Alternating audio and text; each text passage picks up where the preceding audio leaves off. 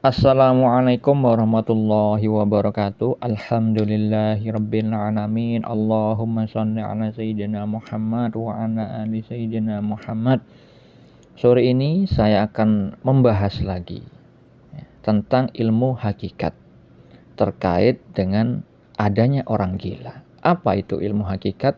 Ilmu-ilmu yang tersembunyi, yang tersirat pada suatu kejadian yang mana pada kejadian itu ada af'al Allah, ada perbuatan Allah, ada ketentuan Allah.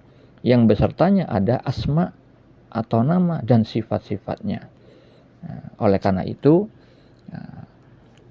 saya akan membahas sesuatu yang mungkin banyak orang berpaling dari ini.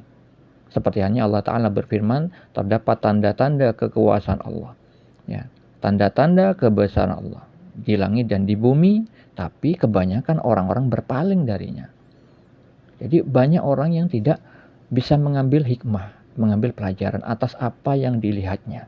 Kebanyakan orang yang tertutup mata hatinya, dia melihat orang gila, tapi tidak mentafakuri hal itu dan tidak ketemu ujungnya, sang hakikat.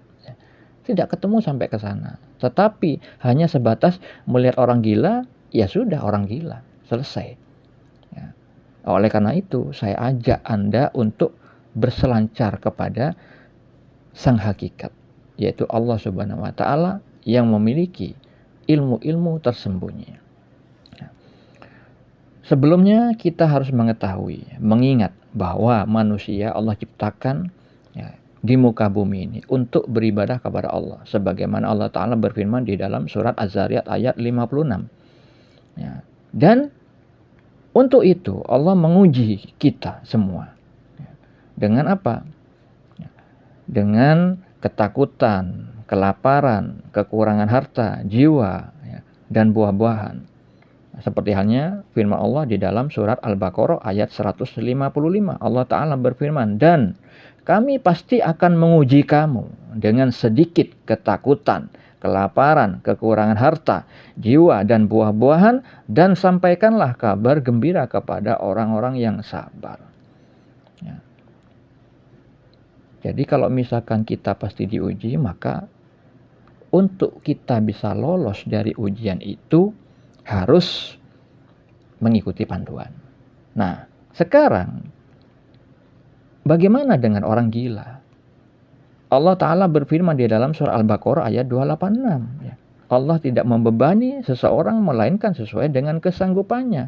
Lalu faktanya ada orang gak mampu menjalani ujian dari Allah sehingga menjadi gila, sehingga menjadi tidak waras, ngomong-ngomong sendiri. Itu ngomong-ngomong bukan sendirian saudara-saudaraku, tapi ada setan yang menyertainya, iblis, jin kafir, jin yang jahat yang tidak nampak oleh mata kita, tapi orang gila seperti itu yaitu berteman dengan mereka. Kenapa kok bisa itu terjadi? Nah, sebenarnya Allah sudah memberikan pengajaran kepada kita. Yang ada nampak di muka bumi ini ada pengajaran semua sebenarnya. Contoh, kalau kita tidak mau makan kepedesan, syaratnya apa? Ya jangan pakai cabai. Kalau Anda tidak mau kepedesan tapi tetap pakai cabai, mana mungkin bisa, tetap pedes dong. Artinya nggak ngikuti aturan. Di kantor, kita ingin disayangi bos, digaji dengan baik, maka ikuti aturan di kantor. Jangan bolos, jangan suka pakai aset kantor untuk kebutuhan pribadi yang memang dilarang oleh si bos. Kalau tidak mengindahkan aturan si bos, maka pasti bisa-bisa dipecat. Bisa-bisa mungkin di SP surat peringatan 1, 2, 3 berujung pemecatan. Lalu kita ingin mencari jodoh soleh atau soleha, tapi diri kita sendiri di hadapan Allah buruk. Bagaimana mungkin dapat yang baik? Ikuti syariatnya, ikuti aturannya. Jadikan diri kita dulu soleh di hadapan Allah, bertakwa, yaitu mengikuti peraturan Allah, mengerjakan yang diperintahkan, menjauhi larangannya, sehingga kita sudah disebut soleh atau soleha di hadapan Allah, barulah kita minta. Kalau kita ingin memiliki mobil mewah, semewah Alphard yang harganya miliaran, kalau tabungan kita cuma 1 juta, gimana mungkin saudaraku? Walaupun Anda baca basmalah sampai keluar air liur seember, ya nggak mungkin bisa. Nggak cukup tabungannya. Ini kalau kita ngomong secara logika. Kita nggak ngomong masalah rahmat Allah di luar itu ya. Ini kita ngomong secara logika yang umum saja. Kita punya tabungan 1 juta, pengen mobil Alphard 1 miliar. Jauh sekali. Maka syaratnya ya kita harus berupaya dulu untuk mencapai uang senilai mobil Alphard tersebut. Baru kemungkinan besar ya, itu akan bisa terbeli. Begitu juga orang gila. Orang gila ini kenapa ke Allah tidak menolong mereka? Nah, ini terkait firman Allah Ta'ala di dalam surat Az-Zukhruf ya, ayat 36. Dan barang siapa berpaling dari pengajaran Allah yang Maha Pengasih, Al-Quran, kami biarkan sesat. Ya, kami biarkan setan menyesatkannya dan menjadi teman karibnya. Nah, jadi kalau misalkan orang itu tidak mengikuti aturan Allah, berpaling dari pengajaran Allah, berpaling dari anjuran-anjuran Allah Ta'ala di dalam Al-Quran untuk mengikuti syariatnya, untuk mengikuti aturannya, maka Allah mengirimkan, membiarkan setan-setan yang menyesatkan mereka dan menjadi teman karib. Akhirnya seorang gila itu ngobrol-ngobrol dengan setan yang tidak nampak oleh mata kita. Ya. Jadi kalau kita berlindung kepada Allah, maka Allah akan lindungi. Apa itu berlindung dengan Allah? Ya melakukan ketaatan. Kalau kita berbalik dari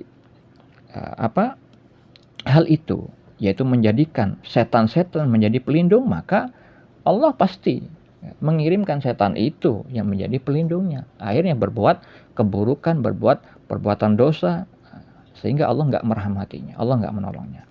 Sebagaimana di dalam firman Allah Ta'ala di dalam surat Al-A'raf ayat 30, sebagian diberinya petunjuk dan sebagian lagi telah pasti kesesatan bagi mereka. Sesungguhnya mereka menjadikan setan-setan pelindung mereka selain Allah, dan mereka mengira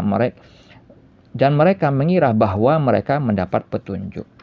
Nah, jadi kalau misalkan ada orang misalkan diuji ya sama Allah, lalu sumpek, nggak ngikuti aturan Allah, nggak mengikuti perintah Allah, akhirnya dia mengira dapat petunjuk, lalu mencari solusi menuju ke dukun misalkan, ya, ngikuti peraturan dari dukun yang bekerja sama dengan jin-jin kafir, setan-setan, akhirnya ya udah menjadi teman karibnya, setan menggiring kepada kebinasaan, akhirnya menjadi gila.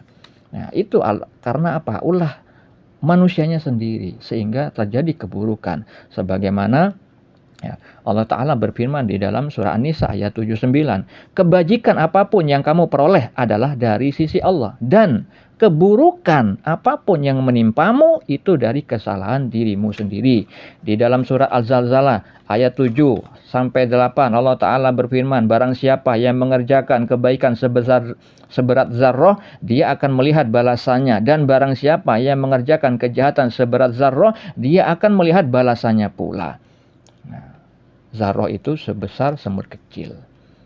Jadi untuk dapat keluar dari kejadian-kejadian yang menimpa orang gila, kesesatan yang mereka alami, kita harus mengikuti firman Allah di dalam surat Al-Ankabut ayat 69.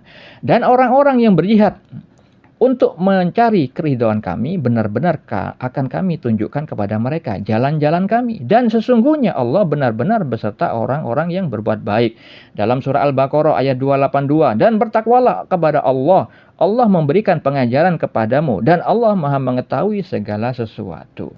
Oleh karena itu, supaya tidak menjadi gila, jangan ikuti orang-orang gila yang tidak berpengetahuan. Jangan ikuti orang-orang yang suka berbuat kesesatan. Ikutilah aturan Allah, ikutilah syariat Allah. Semoga hal ini bermanfaat. Assalamualaikum.